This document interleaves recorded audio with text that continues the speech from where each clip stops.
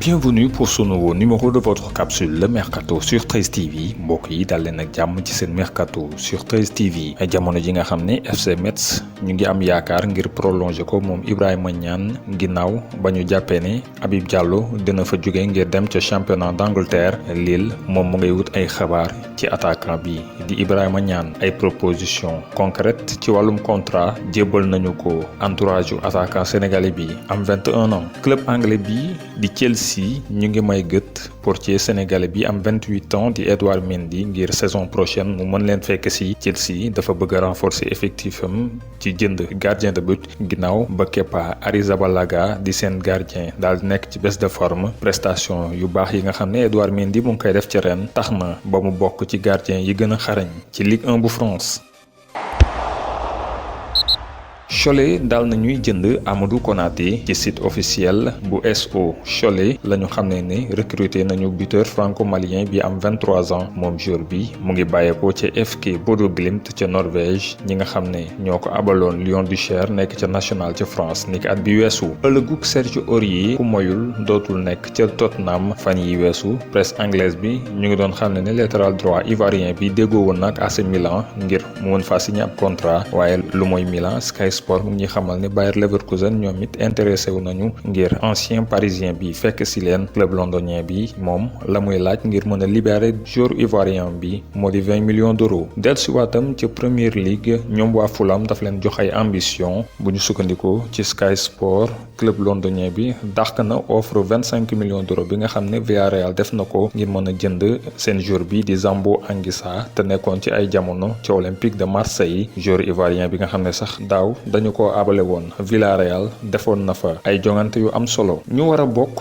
ci tour qualification Ligue Europa wi fii ak ay jours Rio Ave def nañ ñaari recrutement yu am solo muy ñaari joueurs yu ñu jëndee ci Sporting Club bu Portugal. bokk na ci ñoom Gelson Dalla attaquant international angolais bi am 24 ans signé na fa contrat ñetti at ci club boobee nga xam ne sax jot nañ ko fa abal ñaari yoon. mu nekk ca Olympiakos niki été 2018 attaquant international égyptien bi di Ahmed Hassan transféré nañu ko définitivement ca Sporting Braga. Olympiakos déboursé 2 millions d'euros ngir joueur 27 ans bi nga xam ne mu ngi juddoo ca Caire jamono ji nag mu ngi lié ak équipe boobee nekk ca Grèce ba atum 2023. avant centre bi bilan am moo di 23 buts ak benn passe décisive ci 51 matchs yu mu football ak Olympiakos.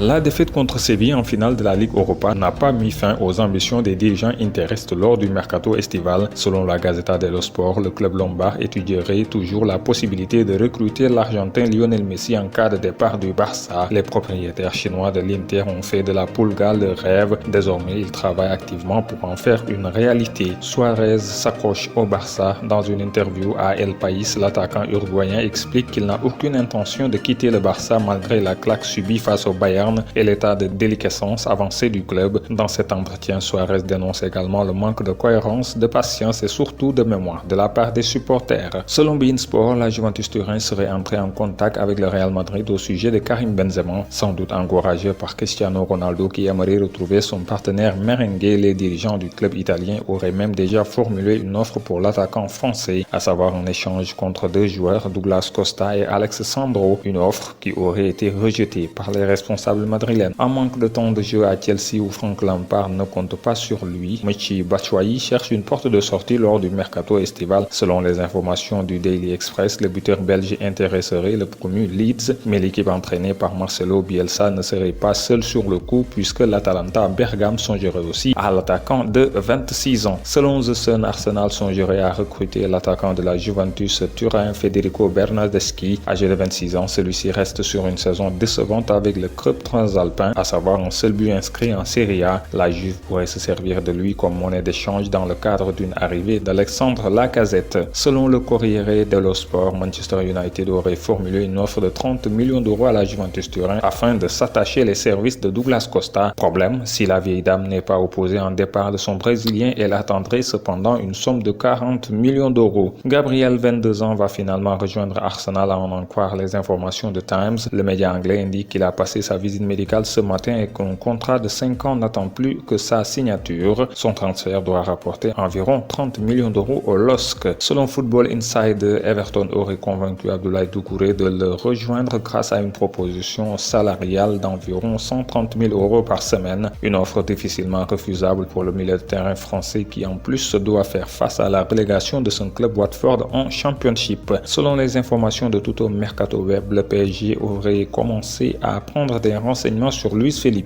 en prévision du départ de Thiago Silva. Le défenseur de la Lazio s'est imposé comme un titulaire en puissance avec Simone Inzaghi, comme le prouvent ses 30 matchs joués, toutes compétitions confondues cette année. Pour rappel, le défenseur brésilien serait estimé à 30 millions d'euros, mais la Lazio ne voudrait pas s'en séparer pour l'instant. Courtisé par Benfica depuis de longues semaines, Edinson Cavani devait s'engager avec le club portugais ce lundi pour un salaire annuel de 10 millions d'euros, en croire les informations de Sky Sport Italia. C'était avant un ultime rebondissement. D'après Record, la direction lisboète aurait mis un terme aux négociations avec l'Uruguayen de 33 ans, jugeant ses prétentions salariales bien trop élevées. Pour rappel, l'ancien joueur du Napoli est libre de s'engager avec la formation de son choix depuis la fin de son contrat avec le Paris Saint-Germain.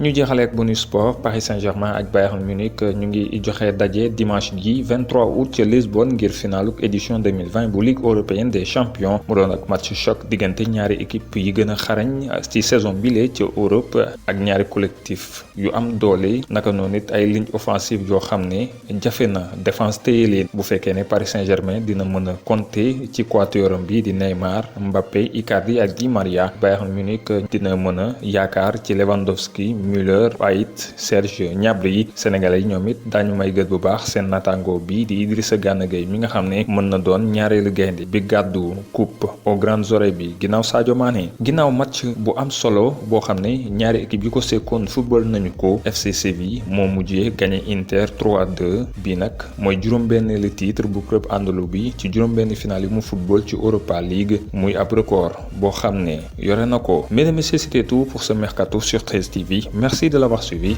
Rendez-vous demain pour un nouveau numéro.